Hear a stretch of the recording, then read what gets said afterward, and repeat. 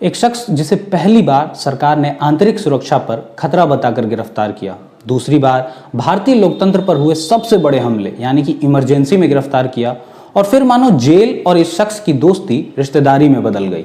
मैं बात कर रहा हूं 81 वर्षीय विद्रोही कवि और लेखक वरवरा राव की।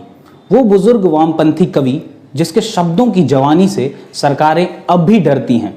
शुक्र है कि वामपंथी होना इस वक्त देश में गंभीर अपराध की श्रेणी में नहीं रखा गया है, लेकिन कई लोग हैं जो इस वक्त इस बात की सजा भुगत रहे हैं। वरवरा राव इस समय कोरोना वायरस से संक्रमित पाए गए हैं और अस्पताल में भर्ती हैं, लेकिन इसमें खबर जैसी क्या बात है?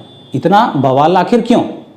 वरवरा राव भीमा कोरेगांव हिंसा मामले में अगस्त 2018 से ही जेल में बंद हैं और उनके परिवार का आरोप है कि जेल की भीड़ के कारण उनमें कोरोना वायरस से संक्रमण हुआ है। बात आगे बढ़ाने से पहले ये जरूरी है कि भीमा कोरेगांव हिंसा मामले पर थोड़ी बात की जाए कि आखिर क्या मामला था जिसने इतना तूल पकड़ा और देश के जाने माने सामाजिक कार्यकर्ताओं को गिरफ्तार किया गया।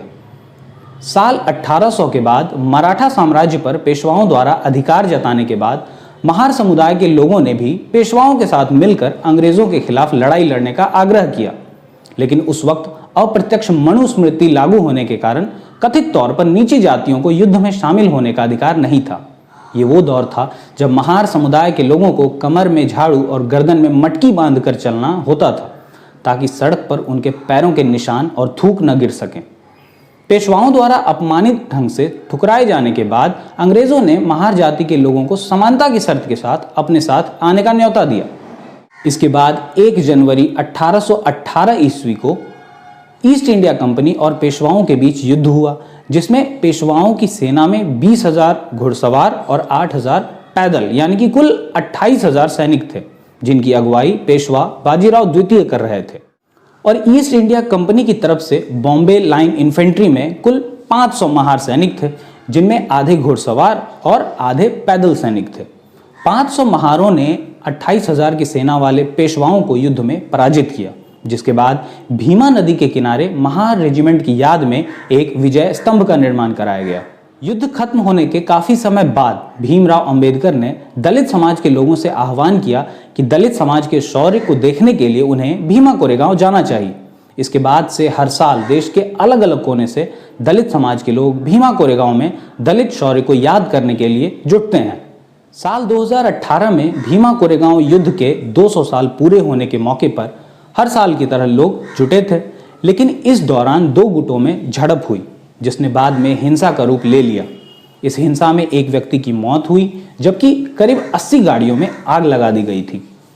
इस हिंसा के मामले में पुलिस ने माओवादियों से कथित संबंधों को लेकर कवि वरवरा राव, वकील सुधा भारद्वाज, सामाजिक कार्यकर्ता अरुण फरेरा, गौतम नवलखा और वर्णन गोंजाल्विस को साल 2018 के अगस्त महीने से ही या तो नजरबंद कर रखा है या फिर किसी जेल में डाल रखा है।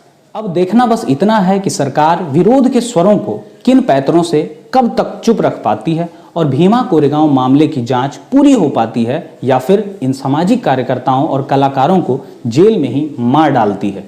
और अंत में कवि वरवर राव की एक कविता, ऐ औरत वह तुम्हारा ही रक्त है जो तुम्हारे स्वप्न और पुरुष की उत्कट आकांक्षाओं को शिशु के रूप में परिवर्तित करता है।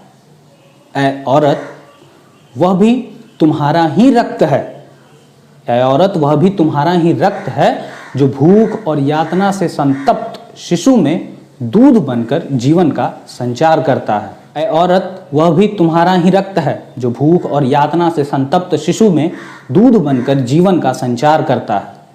और वह भी तुम्हारा ही रक्त है जो रसोई में स्वाद और खेत खलिहानों के दानों में मोती की तरह चमकता है। ऐ औरत इस व्यवस्था में इससे अधिक तुम कुछ और हो ही नहीं सकती।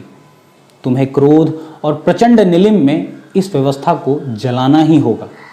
तुम्हें विद्युत झंझा बन अपने अधिकार के प्रचंड वेग से कौंधना होगा। ऐ औरत तुम्हें विद्युत झंझा बन अपने अधिकार के प्रचंड वेग से कौंधना ही होगा। क्रांति के मार्ग पर कदम से कदम मिलाकर आगे बढ़ो। इस व्यवस्था की आनंदानुभूति की मारीचिका से मुक्त होकर एक नई क्रांतिकारी व्यवस्था के निर्माण के लिए जो तुम्हारे शक्तिशाली व्यक्तित्व को ढाल सके।